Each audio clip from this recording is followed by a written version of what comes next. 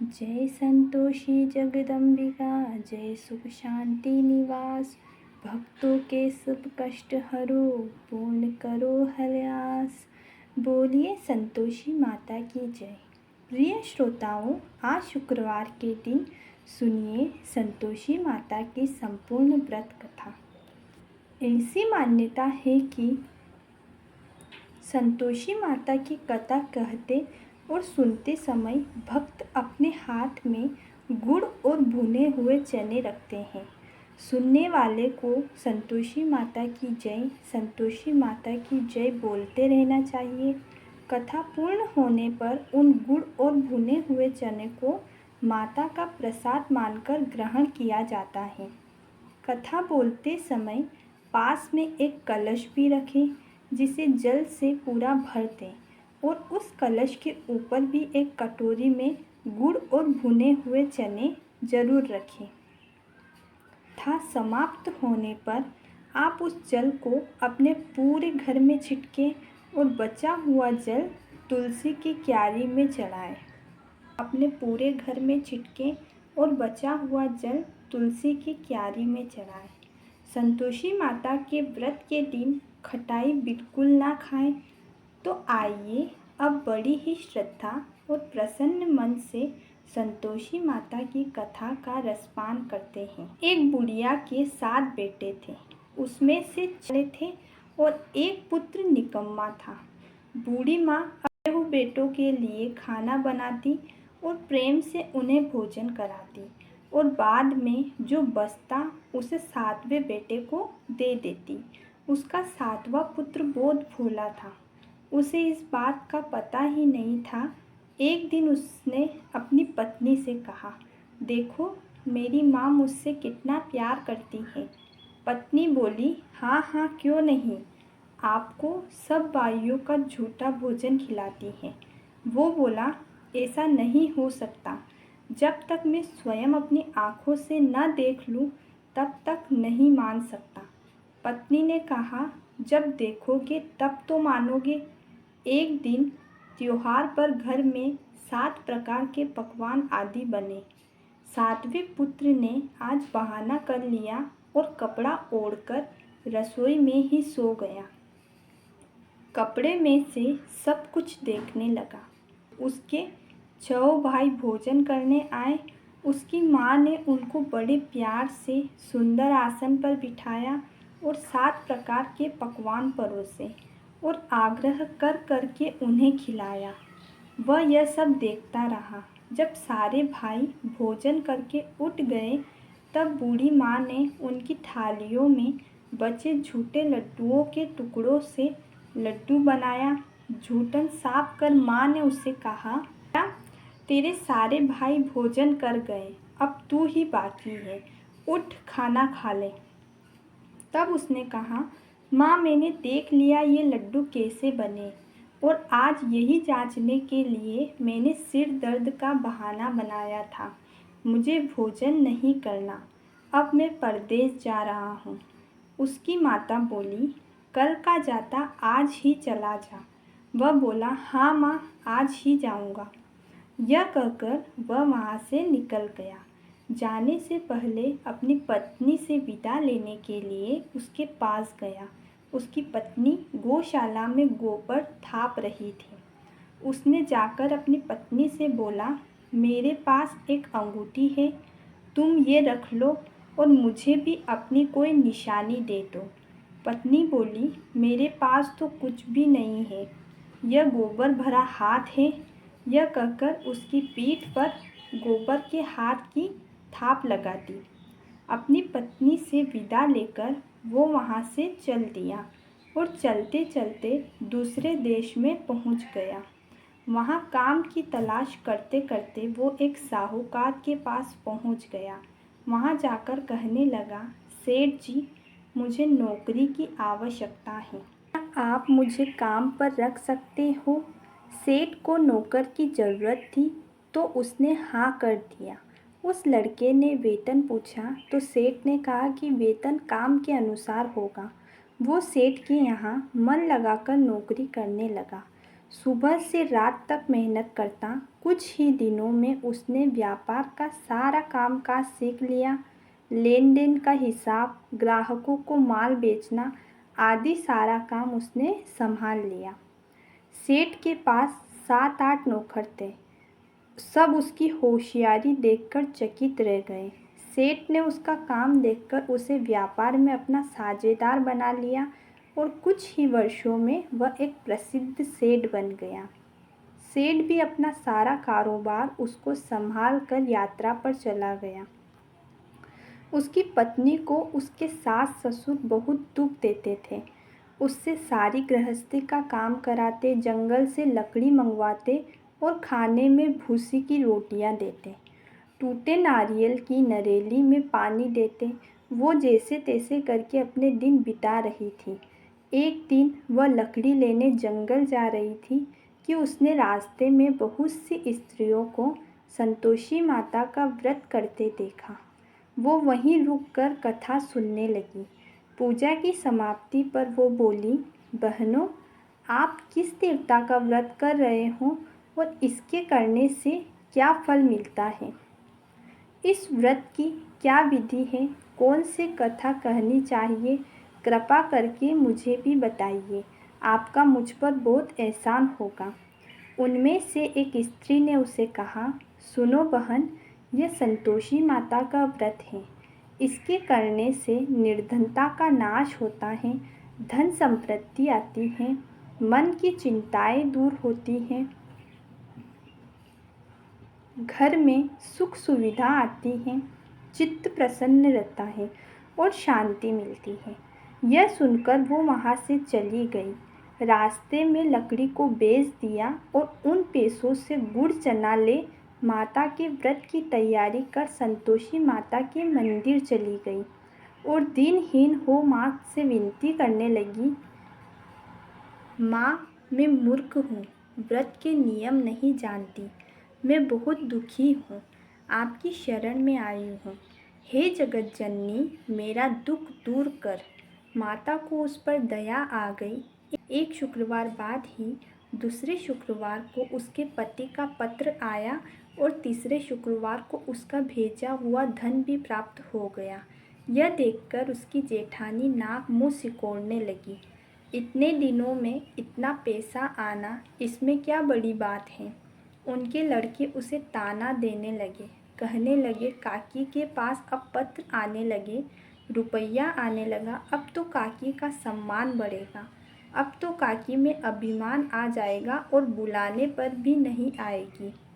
वो बेचारी सरलतापूर्वक कहती, बेटा, पत्र आना, धन आना हम सबके लिए अच्छा है। ऐसा कहकर उसकी आंखों में आंसू आ गए और वो संतोषी माता के मंदिर में जाकर माँ से कहने लगी, माँ, मैंने आपसे धन नहीं मांगा, मुझे धन से क्या काम है, मुझे तो मेरे पति से काम है, मैं तो अपने स्वामी के दर्शन और साथ मांगती हूँ। तब संतोषी माता ने प्रसन्न होकर कहा, जा पुत्री, तेरा पति जल्द आएगा। यह सुन वो खुशी से फूली नहीं समाई। अब संतोषी माँ भी विचार करने लगी, मैंने इससे कह तो दिया कि तेरा पति जल्द आएगा, पर वह तो इसे सपने में भी स्मरण नहीं करता। उसे स्मरण कराने के लिए मुझे ही जाना पड़ेगा।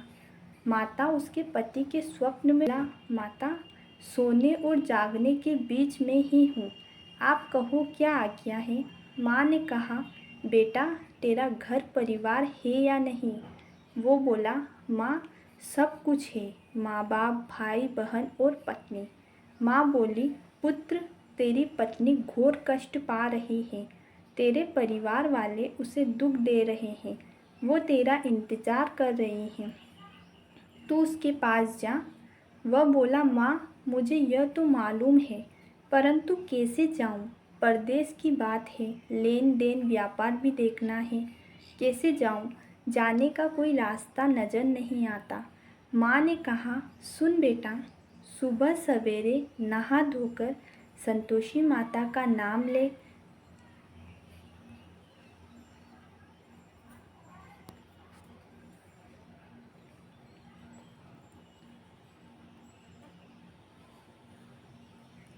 सुबह सवेरे नहा धोकर संतोषी माता का नाम ले, घी का दीपक जला, दंडवत प्रणाम करके दुकान पर बैठ। देखते ही देखते तेरा सारा लेन देन चुक जाएगा, माल बिक जाएगा, संध्या तक धन का ढेर लग जाएगा। उसने वैसा ही किया। सवेरे जल्दी उठकर नित्य क्रिया से निवृत्त होकर संतोषी माता को दंडवत प्रणाम कर घी का दीपक जला दुकान पर बैठ गया। जैसे जैसे दिन व्यतीत होता गया, देनदार रुपया ले आए, लेनदार हिसाब करने आ गए।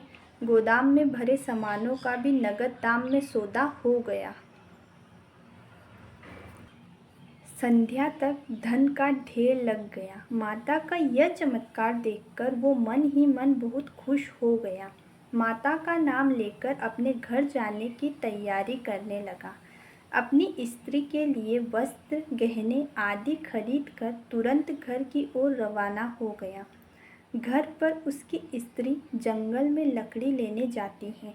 आते समय माताजी के मंदिर में विश्राम करती हैं, जैसे वो हर दिन किया करती थी। तभी दूर से धूल उड़ती देख उसने माता से पूछा, हे माता, यह धूल कैसे उड़ रही है? माँ बोली, पुत्री, तेरा पति आ रहा है। जैसा मैं बता रही हूँ तू वैसा ही कर। लकड़ियों के 3 गट्ठर बना, एक नदी के किनारे रखना, दूसरा मेरे मंदिर पर और तीसरा अपने सिर पर रखकर घर को जाना। तेरा पति नदी के किनारे जब लकड़ी का गट्ठर देखेगा तो उसे मोह पैदा होगा। जब वो खाना खा पीकर माँ से मिलने जाएगा तब तू लकड़ी का बोझ उठाकर घर जाना और बीच चौक में गट्ठा डालकर जोर से 3 आवाज़ें लगाना। लो सासू जी, लकड़ियों का गट्ठा लो, भूसी की रोटी दो और नारियल के खोपड़े में पानी दो। आज कोई मेहमान आया है क्या? माँ की आज्ञा लेकर प्रसन्न हो लकड़ियों के 3 गट्ठे बनाए। एक को नदी के तट पर, दूसरे को माता के मंदिर पर रखा। इतने में ही उसका पति वहाँ आ पहुँचा। लकड़ी का गट्ठा देखकर उसकी इच्छा हुई कि वहीं रुके और भोजन करके गांव जाए।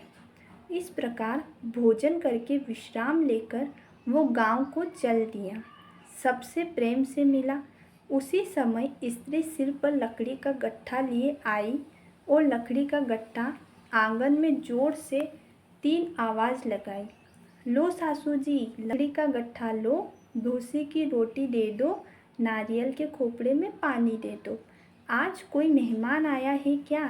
यह सुन उसकी सास अपने दिए हुए कष्टों को छुपाने के लिए बोली, अरे बहू, ऐसा क्यों कह रही है? तेरा पति ही आया है। आ बैठ और मीठा भात खा, भोजन कर, नए कपड़े गहने पहन। उसकी आवाज़ सुनकर उसका पति बाहर आया और व्याकुल हो माँ से पूछा, माँ, यह कौन है? माँ बोली, बेटा, तेरी पत्नी है। आज 12 वर्ष हो गए। तू जब से गया तब से सारे गांव में भटकती रहती है। घर का कामकाज कुछ नहीं करती, बस खाना खाने आ जाती हैं। अब तुझे देखकर भूसी की रोटी और नारियल के खोपड़े में पानी मांग रही है। वह लज्जित हो बोला, ठीक है माँ, मैंने इसे भी देखा है और तुम्हें भी। अब मुझे तुम दूसरे घर की चाबी दो, मैं उसमें ही रहूँगा। माँ बोली, ठीक है बेटा, जैसी तेरी इच्छा, कहकर चाबियों का गुच्छा पटक दिया। वो चाबी लेकर दूसरे घर में चला गया। कुछ दिन में ही वहाँ उसने महल जैसे ठाट बाट कर लिए। वहाँ वो दोनों सुखपूर्वक रहने लगे। जब शुक्रवार आया तो उस स्त्री ने अपने पति से कहा कि मुझे संतोषी माता का उद्यापन करना है। पति बोला, बहुत अच्छी बात है, खुशी से करो। वह तुरंत ही उद्यापन की तैयारी करने लगी। उसने अपने जेठ के लड़कों को भोजन के लिए कहा। उन्होंने मंजूर कर लिया, परंतु जेठानी ने अपने बच्चों को सिखाया कि देखो, भोजन के समय सब लोग खटाई मांगना, जिससे उसका उद्यापन पूर्ण न हो पाए। लड़के सब जीमने गए तो पेट भर के खीर खाई, परंतु याद आते ही कहने लगे, हमें कुछ खटाई दो, हमें खीर खाना नहीं भाता, अरुचि होती है। वह स्त्री बोली, मैं खटाई किसी को नहीं दूंगी, यह संतोषी माता का प्रसाद है। लड़के उठ खड़े हुए, बोले, हमें पैसे दो। वो भोली कुछ जानती नहीं थी, सो उसने उन्हें पैसे दे दिए। लड़के उसी समय उठकर इमली लाकर खाने लगी। यह देखकर उस स्त्री पर माताजी क्रोधित हो गई। माता की इच्छा से राजा के दूत उसके पति को पकड़कर ले गए। परिवार वाले मनमाने खोटे वचन कहने लगे, लूटकर धन इकट्ठा किया होगा और यहाँ बड़ा साहूकार बनकर आ गया, इसलिए राजा के दूत उसको पकड़कर ले गए। जब जेल की हवा खाएगा तब सब पता चल जाएगा। उसकी पत्नी से यह वचन सहन नहीं हुए। वो रोती रोती माँ के मंदिर में चली गई और बोली, हे माता, यह क्या हो गया? माता बोली, पुत्री, तुमने उद्यापन को सही विधि से न करके मेरा व्रत भंग किया है। इतनी जल्दी तूने सब कुछ भुला दिया। वो बोली, माता, मैं भूली तो नहीं हूँ, ना ही जानबूझकर कोई अपराध किया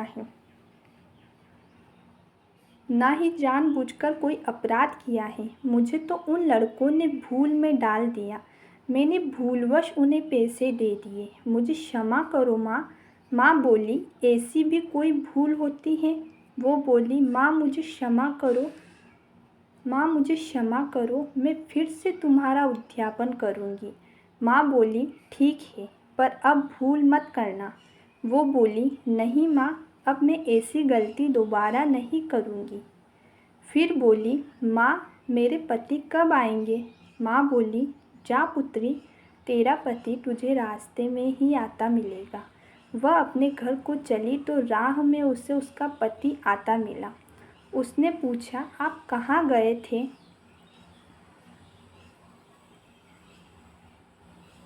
वो कहने लगा, मैंने जो धन कमाया है उसका कर राजा ने मांगा था, वही भरने गया था। वह प्रसन्न होकर बोली, जो हुआ भला हुआ, अब आप घर को चलो। कुछ दिन बाद फिर शुक्रवार आया। वो बोली, मुझे माता का उद्यापन करना है। पति ने भी हाँ कर दी। वो फिर जेठ के लड़कों से भोजन के लिए कहने लगी। जेठानी ने उसे खरी खोटी सुनाई और लड़कों को भी सिखा दिया कि तुम पहले ही खटाई मांगने लगना। लड़के भोजन के पहले ही कहने लगे, हमें खीर नहीं खानी, हमें कुछ खटाई खाने को दो। वह बोली, खटाई खाने को नहीं मिलेगी, खाना हो तो खाओ। और वह ब्राह्मण के लड़कों को लाकर भोजन कराने लगी। यथाशक्ति दक्षिणा की जगह उन्हें फल दिए। इससे संतोषी माँ प्रसन्न हुई। माता को लेकर प्रतिदिन माताजी के मंदिर में जाने लगी। एक दिन माँ ने सोचा कि यह तो रोज आती है, क्यों ना मैं आज इसके घर चलूं और इसकी परीक्षा लूं। यह विचार कर माता ने भयानक डरावना रूप बनाया। गुड़ और चने से सना मुख, ऊपर सूंड के समान होठ, उन पर मक्खियाँ भिनभिना रही थी। दहलीज में पाँव रखते ही उसकी सांस चिल्लाई, देखो, कोई चुड़ैल चली आ रही है, लड़कों इसे भगाओ, नहीं तो किसी को खा जाएगी।